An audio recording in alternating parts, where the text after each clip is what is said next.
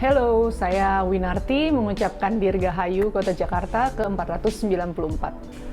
Pertama kali saya menggambar dan membuat tema Jakarta itu tahun 2014. Berawal ketika Pak Jokowi nyalon jadi Gubernur DKI.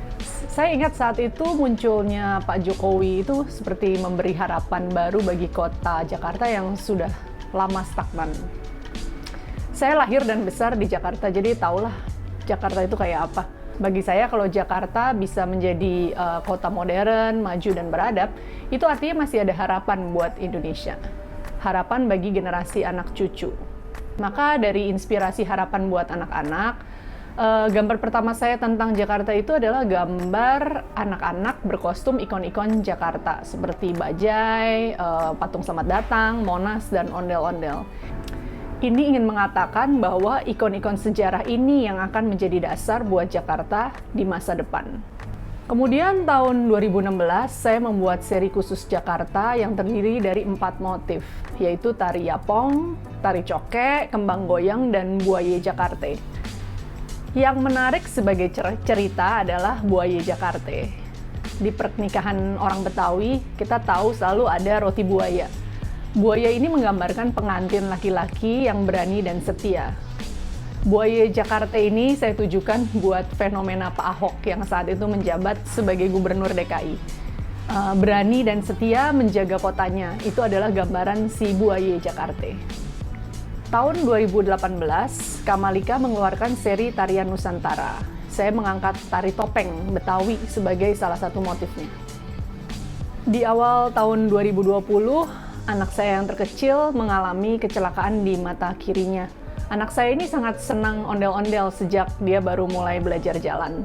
Dan motif ini saya dedikasikan untuknya.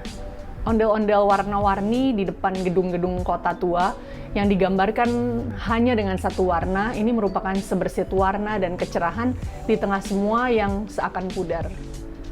Tak menyangka bahwa pandemi ini justru membuat saya menghasilkan banyak gambar baru. Selain ondel-ondel tahun lalu, di akhir tahun 2020 saya membuat satu lagi gambar tentang kemajuan Jakarta yang saya beri judul Ciliwung Biru. Ciliwung sebagai sungai utama di Jakarta memberi banyak warna, nuansa, sekaligus juga ujian ya bagi penata kota Jakarta.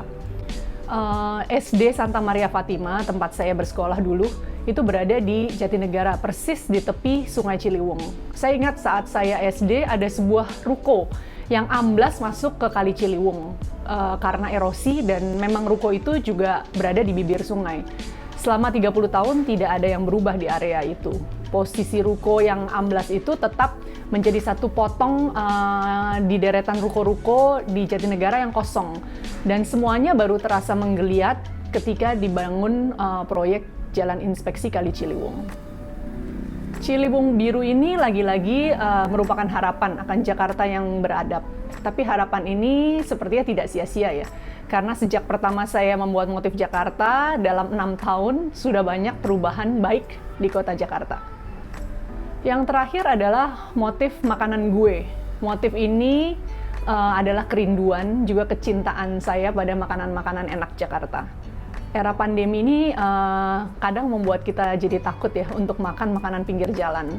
Motif ini ingin mengundang semua yang kangen makanan pinggir jalan untuk menilik kembali langganan-langganan kaki lima yang biasa kita datangi, supaya roda perekonomian kembali berputar.